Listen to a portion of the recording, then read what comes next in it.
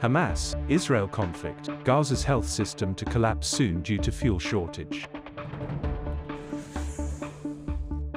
PM asks for strengthened measures to manage e-cigarettes, heated tobacco.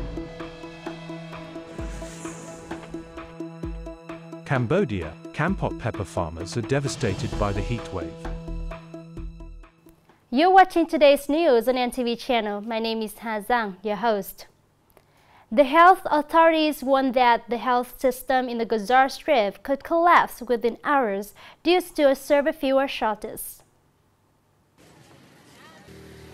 In a press statement, health officials in Gaza emphasized that, as a result of the failure to bring the needed fuel to power hospital electricity generators, ambulances, and transport employees to their workplaces, the health system will collapse in a few hours. Since the outbreak of the Palestinian-Israeli conflict 7 months ago, the health authorities can barely deal with the high number of casualties. Their staff are working around the clock every day to provide services to the casualties in Gaza, as well as failure to promptly handle critical cases leading to death. Meanwhile, Israeli forces have stepped up attacks from the north to the south of the Gaza Strip, targeting 120 locations in the city of Rafah, the neighboring areas of Jabalia and Zaytun. The Ukrainian Armed Forces announced that they have sent reserve troops to Kharkov region in the context of the Russian army's strong offensive. Chief of the General Staff of the Ukrainian Army, Mr. Anatoly Bargilovich, said that reserve forces of the Ukrainian Army have been sent to the Kharkov area in the context of the Russian army's advance. Ukraine's President Vladimir Zelensky described the situation in the Kharkov region as one of the most difficult, while the General Staff also discussed the difficult circumstances and the redeployment of reserves towards Kharkov. Noted that fierce fightings are taking place in the Volchansk area of the Kharkov region. Russia suddenly launched an attack in Kharkov on May 10 with the participation of aircraft, artillery, infantry and armored vehicles. So far, Russia claims to have taken control of at least 9 villages in the Kharkiv region, opening a new front in the northeast in the war. Prime Minister Fu Ying has signed to issue a dispatch to relevant ministries, agencies, and localities asking for strengthened measures to manage electronic cigarettes and heated tobacco. Prime Minister asked the Ministry of Health to increase the popularization and education on the harmful effects of e-cigarette and heated tobacco in the community. Prime Minister assigned the Ministry of Finance to direct the Customs Authority to strictly inspect and control the transportation of smuggled e-cigarettes and heated tobacco through border gates, establishing specialized anti-smoking projects to combat e-cigarettes and heated tobacco smuggling rings. The Border Guard Force was tasked to increase border patrol to detect the illegal trading, storing, and transportation of smuggled e-cigarettes and heated tobacco. At the same time, the Ministry of Public Security was requested to direct its forces at all levels to focus on raiding rings and groups involving in illegally trading and mixing banned substances into e-cigarette.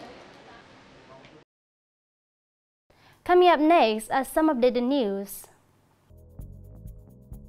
The Vietnam General Confederation of Labor requested to adjust the monthly unemployment benefit level to 75% of the average monthly salary to ensure a minimum life for workers when they are out of work. Commenting on the draft law on employment, amended recently, the Vietnam General Confederation of Labor also said that the regulation stipulates that workers are only entitled to a maximum of 12 months of unemployment benefits, excluding benefits and insurance. Saving excess payment time can cause employees to quit the job to receive unemployment benefits after 12 years of payment. At the same time, it can lead to one-time withdrawal of social insurance, affecting social security policies. Therefore, Vietnam General Confederation of Labor requested the drafting committee to study regulations in the direction that workers who have paid unemployment insurance for more than 144 months and have not received unemployment benefits, they will not have to participate in unemployment insurance.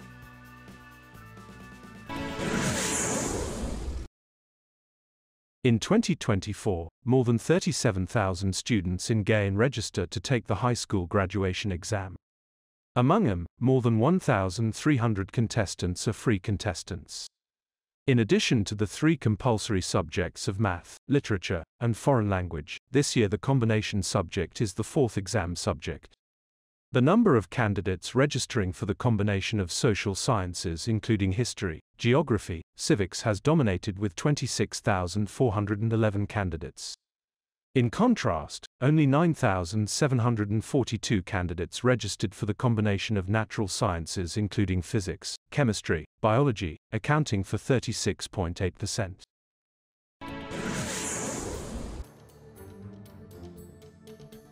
Nghệ An Provincial Military Command, coordinated with Nam Dan District Military Command and Nam Nghĩa Commune Military Command, successfully disposed of a wartime bomb whose detonator was still intact, weighing 340 kilograms. On May the 7th, a man discovered an object resembling a bomb over 1 meter long while plowing a field in the C4 area of the Bahang Hiu Nam Nghĩa Commune, Nam Dan District. Immediately, the detection was reported to local authorities. Nam Nghĩa Military Command swiftly deployed forces to cordon off the area. The explosive object was identified as a Mark 82 long-draft general-purpose bomb, measuring 35 cm in diameter and 155 cm in length.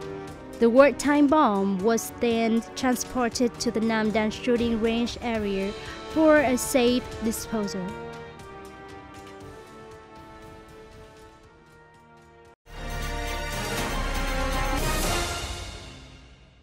Known for its intense Florida flavor, Kampot's pepper is prized by top chefs around the world and sells for up to $200 USD per kilo.